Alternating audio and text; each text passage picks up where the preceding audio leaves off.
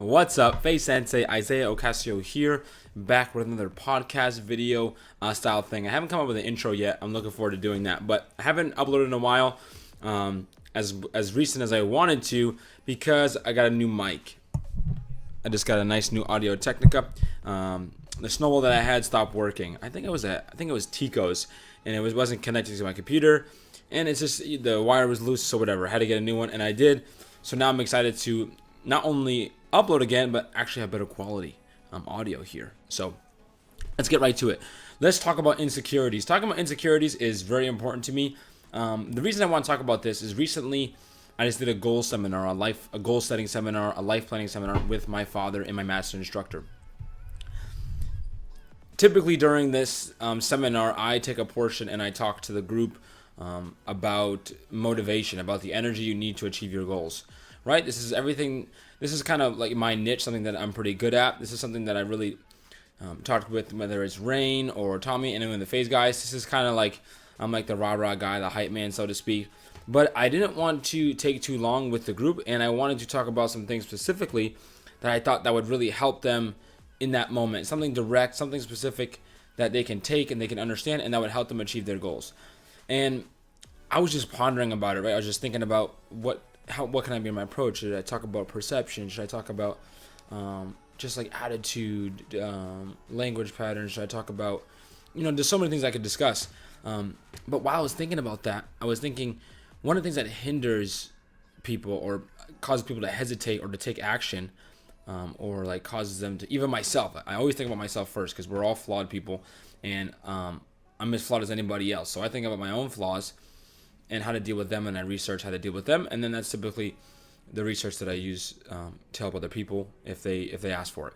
So insecurities really hinder like action and motivation the most. I mean, growing up as a child, the times that I recall the most are like the best times, like obviously that were good things happened, and then the worst times are usually combined with some sort of like insecurity. Like I remember when I was like in middle school, my ears were like, I wish I had a picture, but I don't. I used to get made fun of for my ears. People used to call me Dumbo, and my ears used to be too big. And I remember seeing someone like years later, and they said, "Man, like you really grew into your ears. Like I haven't seen you since middle school." And I was like, "Man," and it just hit me then that in middle school, even though a lot of great things happened, when I think back to middle school, I remember thinking like and feeling like, oh, I wish my ears were smaller. Like grabbing my ears and like trying to smush them in and do different things. But like, and then like I had like a receding hairline and stuff like that, and then my haircut and my head like matched. There was this things like everyone has these things as they grow up for the most part, have different things that they're insecure about, that just kind of linger around for years, months, decades or whatever have you. So I was thinking like, man, everyone, wishes they can deal with insecurities, and some insecurities you can't change. But if you could deal with them, I feel like that's a pivotal aspect of like the quality of your life. Like if you can deal with like your top 3 insecurities in life, you could change like your everyday life. Like you hear about it when people like, and they get like a facial surgery or like some sort of body surgery or something, or they get the job that allows them to get this car, or they get this job that allows them to make more money to live in this nice place.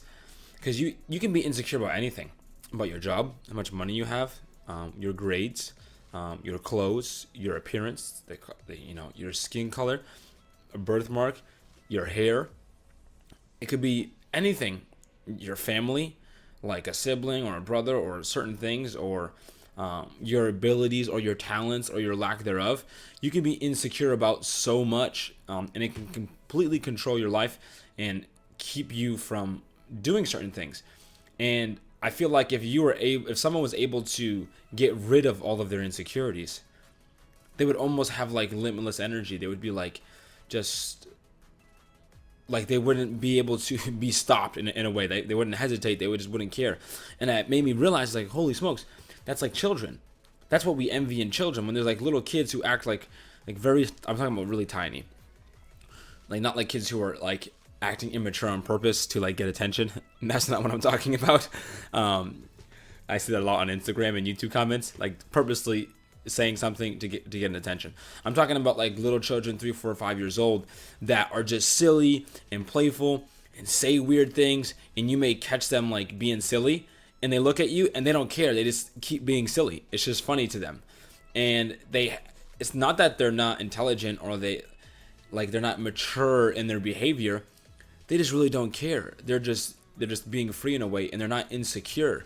Because when you get to a certain age and you stop acting that way, the reason you don't act that way isn't because you don't want to. It's because you're insecure about people judging you.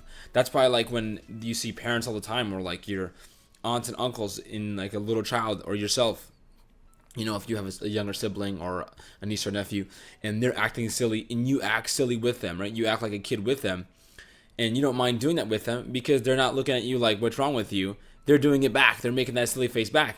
So you don't feel insecure about the situation. So you're being playful. And then someone else walks in the room and you're like, ugh, or sometimes you don't mind. So I think that being able to do that, not being able to be silly and be like whatever, you don't have to do that, obviously. But in terms of other insecurities that you may have individually, if you can learn to manage those or deal with those and see where those actually dictate your life. Because I made a comment, like, imagine you made all the money in the world and you're successful and you have nearly everything you want, but when you take a picture, you have to turn this way. You feel like you want to turn this way instead of turning this way because the way your face looks, you're not happy with that, or you shrug your shoulders, or you don't smile with your teeth, or you don't do something because you're insecure about your physical appearance, or just anything. There can be so many things, like in a relationship, that can hinder a relationship, between friends, or between like a boyfriend and girlfriend type thing, like a significant other, that you can hinder yourself in terms of the way you act because of your insecurities. Same thing in work or in school. You're too afraid to raise your hand in school, or anything. You're constantly being hindered by your insecurities. So I feel like somebody's goals or top goals should be to deal with your insecurities. And I think number one, the first thing is being aware of them, where they are in your life, and where they affect you. Where do they affect you in your life? How often do they affect you? Because some of them are not that significant, and you can just think about and realize, okay, maybe I should just, when I say deal with it, I mean think about it and be reflective and try to move on from it. But some of them are bigger, and you have to deal with them. If it's let's say it's like it's body weight, you have to take some action towards it. And I think dealing with insecurities isn't fixing them. That's kind of my answer for today. It's not about fixing your insecurities. Sometimes it is, but for the most part, it's about making progress on those insecurities, or making some sort of progression. Because if you can't change them, you need to change your perception. But I'm talking about things you can change. Maybe it be the money, or your household, or the way like your like maybe your nails, or you bite your nails too much. That used to be one for me, is to bite my nails. And maybe it's your physical appearance. I don't know. It could be something. It could be your hair. I don't know what it is, right? You know what it is. It could be anything. The way you play a sport, whatever. It's not necessarily that you have to fix it or you have to be the best. But if you can work on it and you're taking action towards it, trying to change it, your life will change dramatically. I feel like it's not so much that you have the insecurity. It's more that you're ignoring it. That you're just being negligent to it, and you're just putting it aside, and you're just avoiding it. And then sometimes it gets worse. And it's just kind of like sitting and lingering in the back of your mind, and it kind of just like hinders you from doing a lot of things. So if you're making progress on that insecurity that you can change, right? The controllable insecurities, the ones that can be adjusted, I think you should take action, and the smallest action matters. I feel like anyone who has an insecurity, if you made a small adjustment to that, I feel like that's when people like able to put like on certain makeup, or they take a picture in a certain angle. And in that moment in the picture, it takes away that insecurity. They love that picture, and that's their thing, right? And we all have pictures that make us look really good, but sometimes they're a little bit more specific in terms of taking away that insecurity. So that's why people buy nice things. They don't have a lot of money, right? So they have that nice thing because it makes them feel nice, because now for that moment, even though the issue's not gone, there's an illusion that the insecurity is gone. So instead of just trying to mask it, try to actually change it. Try to actually adjust the insecurity, and try to actually make some progress towards it. Now, if the insecurity cannot change, if it's something like physical, like my ears are too big, sometimes I still even do it sometimes, because I get like I get nervous that my ears feel like they're too big. It's a natural feeling that I have. You have to change your perception and your thought process about it, like the way you think about it. Like, oh, because it could be like, my ears are too big, I'm never gonna have a relationship, I'm always gonna be ugly, right? Like, if you think that because this insecurity, you don't like it, means you're always gonna be this, or you're never gonna have this, that's the blueprint or the story that you need to change. You need to find some way to deal with it. There are a lot of people who, if you look out there and on social media or anywhere, and people in the world that have like missing limbs or tremendous deformities in their body and physical appearance, and they're able to live with it. Those are people that you should look to for inspiration. But like little minor things, it's important that you think about it and you ask questions about it. Ask as many questions as possible. I think the most powerful thing an individual, like characteristic or a trait about somebody they can have about themselves is they're good at asking questions, and they like asking questions. They don't just accept things like, oh, that's it. You know what? I'm always going to be this way. Like, just the way it is. Like, I was born this way, or this is the way my body is. This is the way my face is. This is just the way I am, right? Or like maybe their intelligence. I just can't focus. It's the way I am. They're just they're very stuck. They're very accepted, very concrete about something. They don't say, well, why is it that do I have to feel that way? Why do I feel that way? Why doesn't this person feel that way? Why do they actually feel this way? How do they deal with it? How do I deal with it? How could I deal with it? How should I deal with it? Are there more than one ways to deal with it? Is it going to take 2 days? Take years? What does it mean about me that I can't deal with this? So your ability to ask questions about your own thoughts, and ask questions about your own feelings is going to allow you to be more intuitive and more open towards fixing it, and it gives you more tools. The more questions you ask, the more opportunity you have to change it, and the more tools you're going to have to fix it. You're not just stuck. You're not just like, oh, as soon as this shows up, that's it. It's over. As soon as I see this, I'm done. And that's not me. I don't like that. No. I don't take pictures. No. I don't want to do that. No. You're just constantly resistant because you don't sit there and think about it. You just avoid it wherever you're at, unless you're in the shower at night and before you go to bed, and that's when you cry about it, right? So I think asking yourself a lot of questions about your feelings, constantly questioning your feelings, not just question them like in a bad way, but questioning them in terms of like trying to figure something else out, try to dig a little bit deeper.